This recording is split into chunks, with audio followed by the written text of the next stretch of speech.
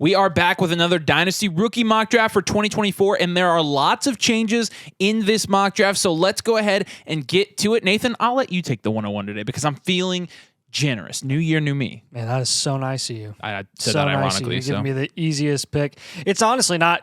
It's turning into not being the easiest pick. There's really a choice between. I mean, we could get up to like 3 guys, but I'm still gonna stick with Caleb Williams. I know people want to get cute. I know at some point we're gonna have to wonder about Caleb Williams' draft capital, about Caleb Williams' landing spot, about him as a leader and what he's going to do in the sure, there's plenty of questions there, but in Superflex formats and Superflex leagues, you have to give the nod to the quarterback in a landscape that is horrible right now. A ton of backups playing right now, not just because of injuries, but like teams legitimately, they need to go and get a quarterback, and they'll be better with a quarterback. So I'm going to stick with Caleb Williams despite it being unpopular recently. I just think that's the right pick. I'm going to take Marvin Harrison Jr. then. This is the other guy essentially that could go with the 101, and there are still, pretty much talks about him going top 3 in the NFL draft.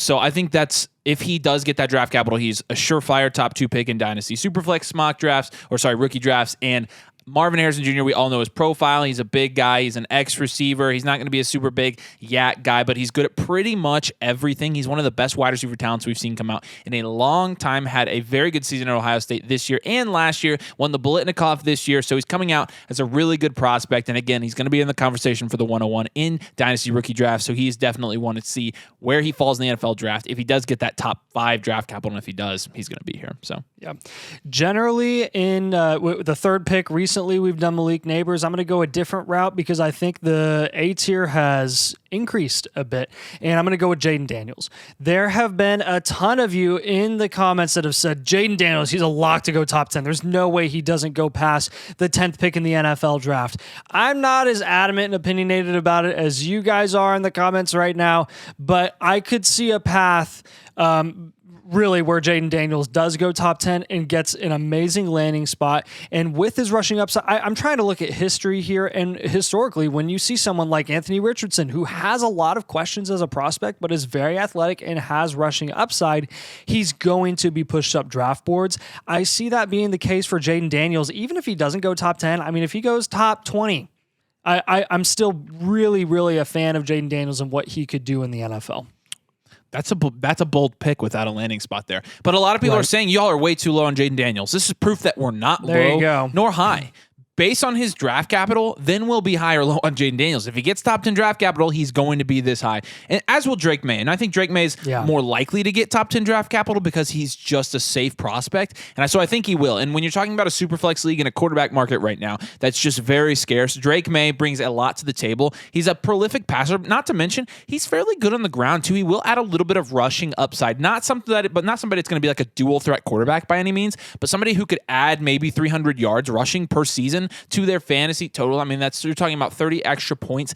That's fairly nice on top of what they score as a quarterback in the passing game anyways. And if Drake May does bring that skill set to the NFL, he's probably going to get top 10 draft capital. When he does, he'll have insulated value. He will enter a position that's, again, very scarce right now. And even landing spot doesn't super matter. You see guys like CJ Stroud go to bad landing spots and tear it up. With quarterbacks, it doesn't matter. Drake May is probably going to go top 10. He'll probably go top 5. This is a great place to get a top 10 quarterback at the 104. Yeah, it's these top picks, probably New England. Yeah, it just seems too good to be true. I am going to go with Malik Neighbors here at the 105. I'm going to hold my ground with Malik Neighbors as a wide receiver 2 in this class. And there's going to be a bunch of people that tell us, hey, why your rankings change so much every time you do them. Yeah. They should every time we do them because we're learning more about every single prospect as the offseason progresses. And really the thing that you should be paying attention to most is not who Malik Neighbors is over or under, it's the tiers. And Malik Neighbors has not changed tiers in these rankings. You could easily put him 3rd overall in these rankings, and you could easily put him 5th. We're just trying to shake it up here a little and talk about the pros and cons of each and their respective positions. At the wide receiver position for Malik Neighbors, I don't think that he's going to go as high as Marvin Harrison Jr. I think if Jaden Daniels and Drake May both get top 10 draft capital, there is a huge argument that you should take them over Malik Neighbors. And that's going to be my biggest reasoning here. That said, Malik Neighbors, amazing. If he goes within a couple picks of Marvin Harrison Jr., by all means, take him over Marvin Harrison Jr. I don't really care. Yeah. I think he has the ability, and he has really just as high as ceiling. He's just not as not proven. He's a very good prospect. I would say that these 5 guys like represent the first tier as it sits right now, but I do want to give you a reminder on our process. Our process is not to try to be professional NFL scouts. Like, we're going to go in and watch film. Right. We are going to, and we're going to watch an extensive amount of film. We're going to go in and we're going to do our homework on these guys, and we're going to see how much we like them. But ultimately, our opinions are not even close to final until we get the draft capital for these guys, because we're going to let NFL scouts and professionals do the job for us, and then we're going to react to both draft capital and landing spot. And to us, that has been the most sound process. So yeah, this is going to flip around a little bit, but your guess is as good as ours as to where these guys are going to get drafted. Things are going to change on draft day. So again, this is kind of moving out of the top tier in my opinion, but I am going to take Rome Odunze here because Rome Odunze has been getting some hype, like up there with Malik Neighbors, actually. I mean, depending on who you ask, I still think Malik Neighbors is a better prospect than Rome Odunze and also has a few less question marks. But some of the film from Rome Odunze's semifinal Top game notch against Texas, just really, really solid. And I really liked what I saw. He's been in this range the whole time, so this isn't like a big jump for him. However, there is somebody else that could probably be taken here that you'll probably take next. I will take Rome Odunze over him because I love these value-insulated rookie wide receivers, and I think Rome Odunze is going to be a heck of an NFL wide receiver. Yeah, and I'm going to... This is tough for me. This is really, really tough for me. Freaking go. Just do it. All right, I'm going to go with Michael Penix Jr. Michael Penix out of Washington. This is going to be really spicy. I think Michael Penix from the Texas game alone really separated himself from Bo Nix. And this is not a knock against Bo Nix. I still see Bo Nix as a late first, early second round pick. Michael Penix, would I be shocked if because of his age and his injury history, he fell in draft boards? Absolutely. Or not absolutely. I would not be shocked if that happened. However, it was not that long ago where the draft capital of a certain quarterback named CJ Stroud was really honestly decided by a game in the college football playoff in Georgia where he went on the biggest stage in college football and he balled out.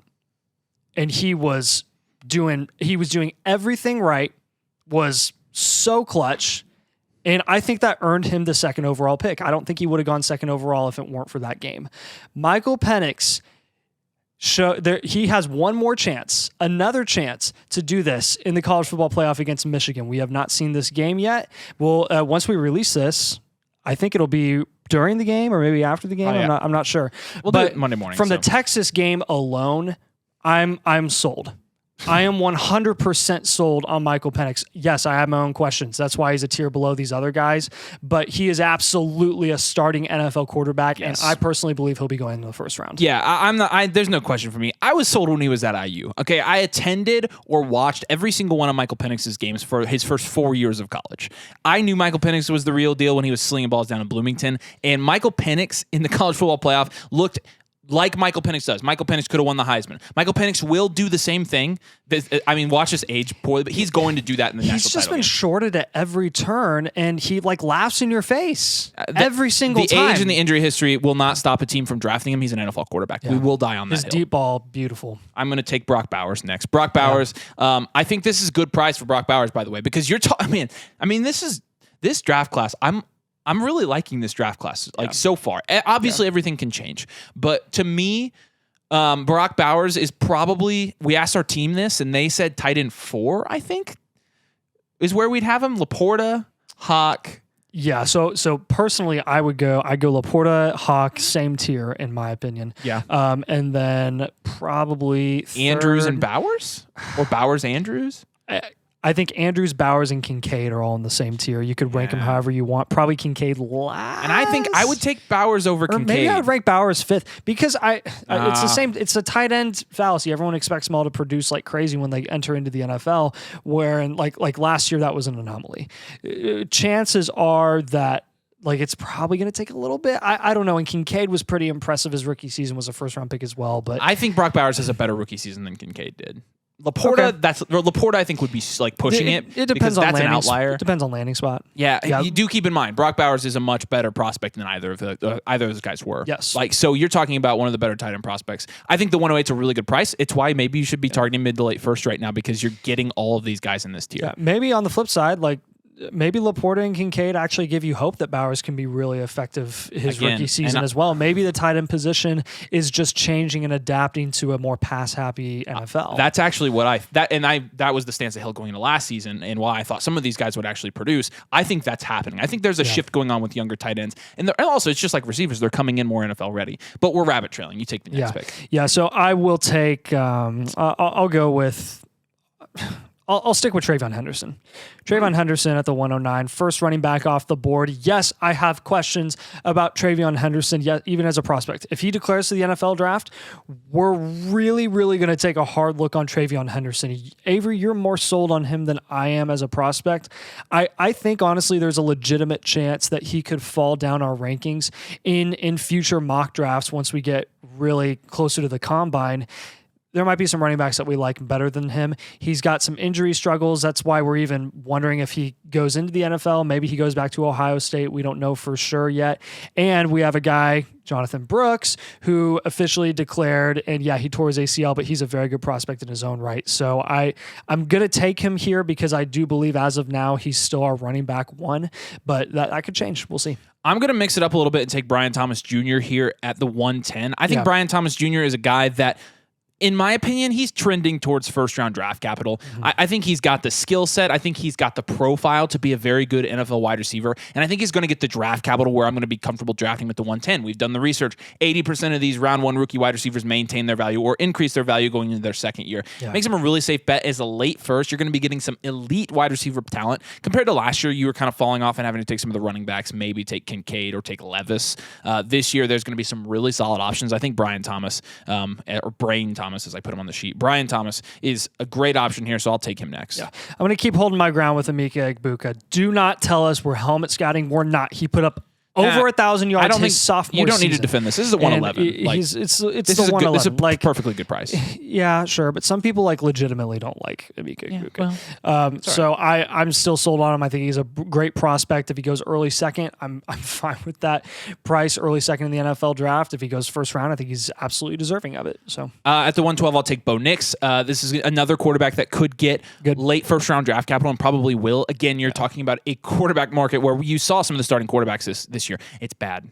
It's not great. And quarterback, obviously, more important now than it ever has been in the NFL. So I'll take Bo Nix here. I'll hope that he gets first-round draft capital. Really excited to see what he does in the NFL and see how an NFL team utilizes him. I think his landing spot's going to be very important for him, but I like Bo Nix a lot, so I'll take him here at the end of the first.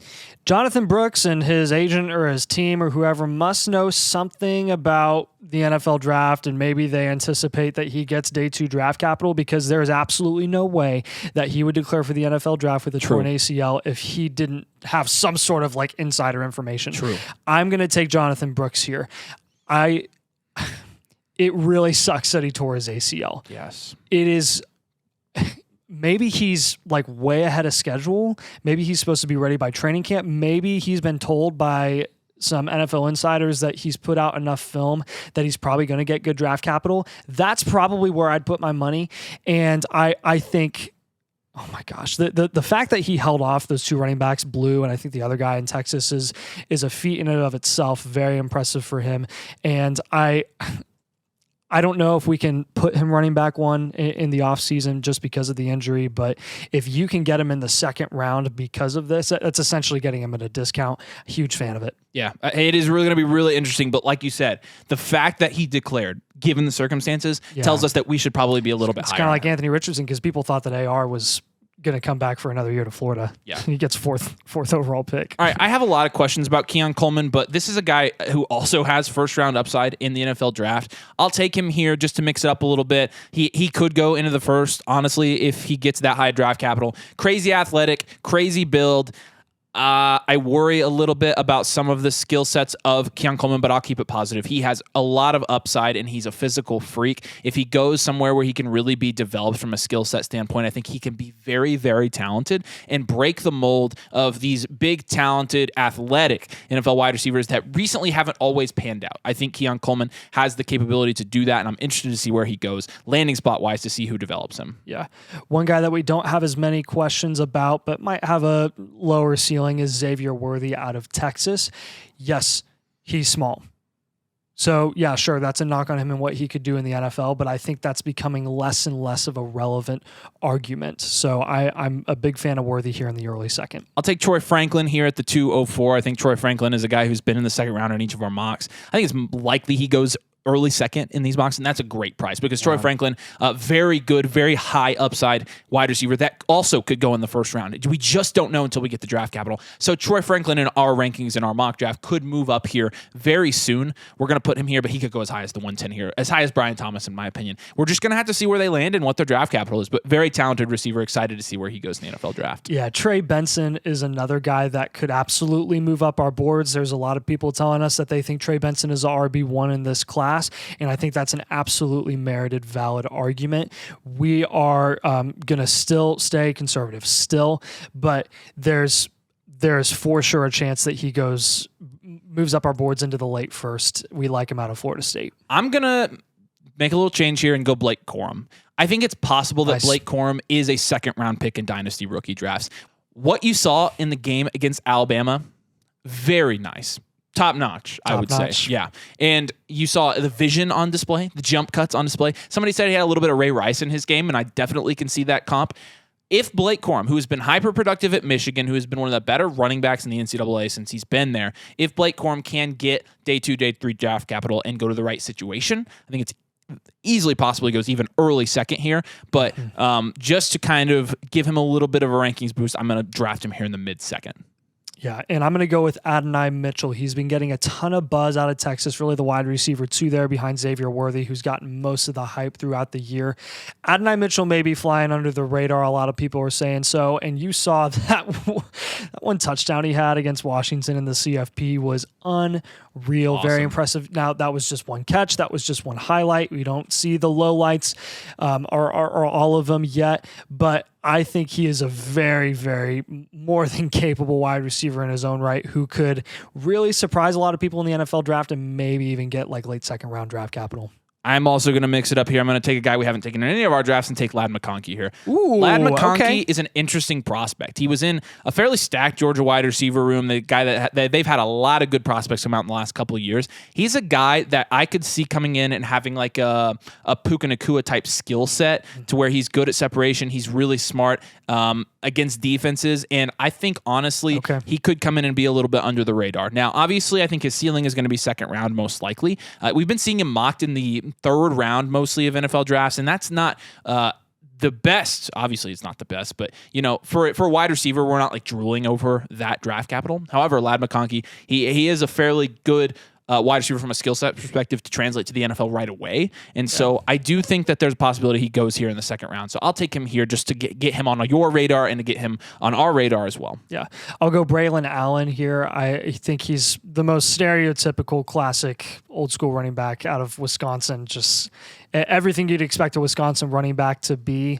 He's one of those guys, again, that I think we could go either way. He can move up boards, or based on what the NFL says over the offseason, he can move down boards. His draft stock is definitely going to be dictated by what he does at the NFL Combine. I'm really interested in his 40 specifically. Yeah, I'll go Quinn Ewers here next. We're pretty sure Quinn Ewers is going to declare, and if he does, he's shown enough. I mean, he led Texas to the college football playoff. Yeah. He's shown enough this year to warrant, maybe getting round 2 draft capital in the NFL draft. Maybe somebody takes a shot in round 1. I'm not sure about that. Right now, we think it's going to be more conservatively like round 2 in Dynasty rookie drafts. A guy with really high upside, but we're going to wait to see where he goes in his draft capital before we move him up. Yeah.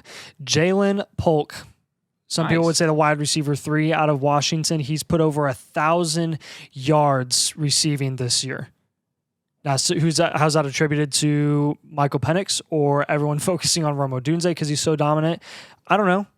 But he's put up a lot of really impressive film in his own right, and I think it could earn him some nice day 2 draft capital. We're seeing a lot of mocks put him there. I'm going to take the anti-Nathan pick and take J.J. McCarthy here last in the second round. I think his most likely range is probably mid-second to mid-third in these drafts. So you need to get him on people's radar too. He played fairly well against Alabama, actually. It was not a bad showing for him. So maybe he was also one of those guys that benefited from having these big stage games. Maybe boost his draft stock a little bit. It's going to be interesting to see where NFL teams value him. So, all right, there's an updated 2024 rookie mock. Rookie season's in full swing. Give us grace. It was fun. I know. It was fun. It was fun. And again, we're not going to know a lot until these guys have draft capital. But if you play Dynasty Fantasy Football, make sure you subscribe. Make sure you drop a like on this video if it was entertaining to you. And also head to flockfantasy.com/domain. Links in the description. And you must use code domain if you want to get our access or our exclusives. And also, if you choose the Mother Flock tier, you get a team blueprint for your Dynasty team. Comprehensive plan, multi-year plan. Who should you trade? Where should you upgrade? What should you do with your team?